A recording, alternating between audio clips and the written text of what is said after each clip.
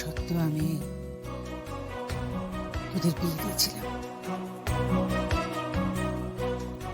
আমি জানতাম যে তোদের কারোর প্রতি কারো কোনো সম্মান নেই, ভালোবাসা নেই। আমি জানতাম না ময়নার না তোর, কিন্তু আমি ভেবেছিলাম যে আমি আশা করেছিলাম যে এগুলো তোদের মধ্যে তৈরি, যদিও ভয় ছিল তোকে নিয়ে বেশি। তো আজ তো আমি ময়নাকে দায়ী করবো। রোদ আমি ময়নাকে ভালোবাসি, খুব ভালোবাসি, নিজের মেয়ের মতো করে ভালোবাসি, কিন্তু আমি অন্ধ হতে পারবো না। গান্ধারী আমি কিছুতেই হব না। আজ তো আমি ময়নাকে দোষ দেব। আজকের দিনে আমার ছেলের জন্মদিনেও এত নির্লিপ্ত থাকতে পারে কি করে?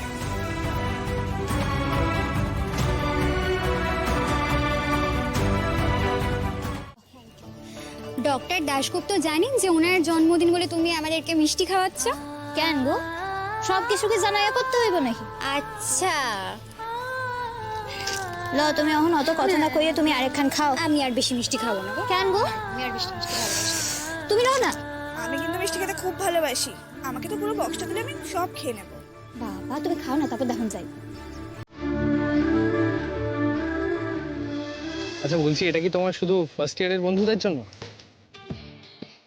না তাহলে আমি রেখে দিই। না না, তেমন কিছু না। আর আমি তো ফার্স্ট ইয়ারের হকগুলো খাওয়াইতেছি না, তো আমার কাছে যারা বন্ধু আমি তারপর খাওয়াইতেছি, খাও না। এই যে আমি তো কনফিউজড হয়ে গেলাম। না মানে আমি খাবো না।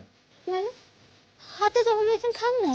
না আসলে তুমি কাছের বন্ধুদের জন্য বললে তো, সেই জন্যই জিজ্ঞেস করছি। খাবো না। হ আপনি খাইয়েন, খান লন। আজকে কার মুখ দেখে ঘুম থেকে উঠেছিলাম? সে যাক। না আসলে কেন বলো তো, ব্যাপারটা হচ্ছে আজকে ধানসিঁড়ি চক্রবর্তী আমাকে কাছের বন্ধু বলে মনে করছে। এই আনন্দে আর একটা মিষ্টি নিতে পারি? না, আপনি না ডাক্তার মানুষ, বেশি মিষ্টি খাইলে কিন্তু শরীর খারাপ করে, এটা আপনি বুঝে জানেন না নাকি? সে জানা আছে আমার। তাই বেশি মিষ্টি খাইয়েন না। যাক বাবা, আমি তো আবার কনফিউজ হয়ে গেলাম। মানে ঘুরিয়ে কি তুমি না খেতে বললে আমাকে? সবকিছু ভুলে গেলেও এই যে হঠাৎ করে তুই আমার গলা জড়িয়ে আদর করছিস, এটা তো এমনি এমনি না। এর পেছনে নিশ্চয়ই কোনো কারণ আছে, সেটা আমি খুব ভালো করে বুঝতে পারি।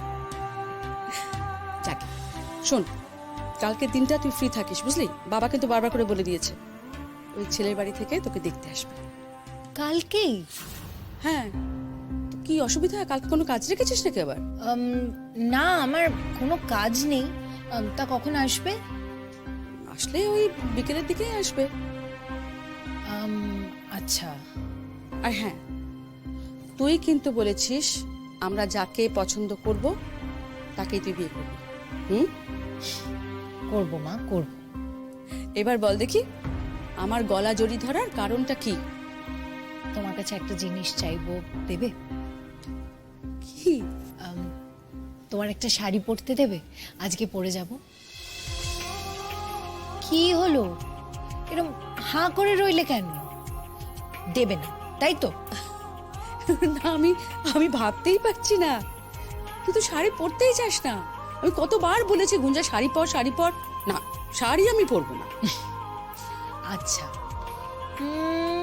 ঠিক আছে, কালকে যখন পাত্রপক্ষ আসবে আমি স্কার্ট পরে ওদের সামনে বসবো, মিনি স্কার্ট। হ্যাঁ, তা আবার হয় নাকি?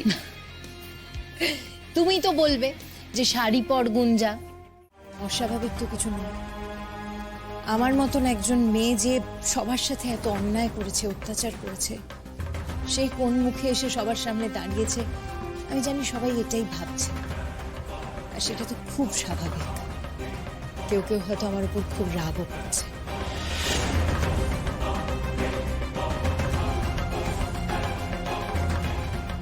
আমি তোমাদের সাথে 2 মিনিট একটু কথা বলতে চাই। আমি বেশি সময় নেব না, আমি কথা বলেই চলে যাব। একদম তাই। তুমি ঠিক বলেছো, তোমার না এখন এখান থেকে চলে যাওয়াটাই উচিত, বেশিক্ষণ থাকা উচিত না। তা বলেই যখন ফেললে তাহলে সেটাই করো কাজে, তুমি এখান থেকে যাও, যাও গুঞ্জা। আন্টি আন্টি আমি চলে যাব, বিশ্বাস করো আমি চলে যাব, শুধু আমাকে 2 মিনিট তোমরা অ্যালাউ করো প্লিজ। আজ রোদ্দুরের জন্মদিন গুঞ্জা, তুমি দেখতে পাচ্ছ যে আমরা একটু সেলিব্রেট করছি। আমি তোমাকে হাত জোর করে অনুরোধ করছি, প্লিজ অনুষ্ঠানটাকে নষ্ট করে দিও না। আঙ্কেল আমি কিন্তু রোদ্দুরের অনুষ্ঠানটা নষ্ট করতে এখানে আসিনি, আমি শুধু 2 কথা বলতে এসেছি। বলতে পারো তোমাদের সবার কাছে ক্ষমা চাইতে এসেছি, আর রোদ্দুরকে উইশ করতে এসেছি।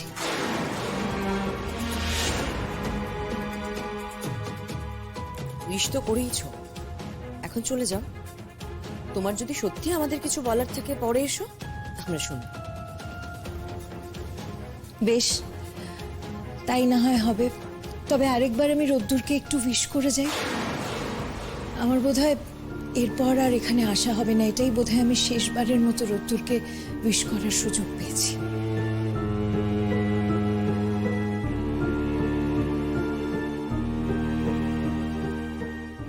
হ্যাপি বার্থডে রোদ্দুর। You're welcome. তোমার জন্য আমি একটা গিফট নিয়ে এসেছি, প্লিজ না।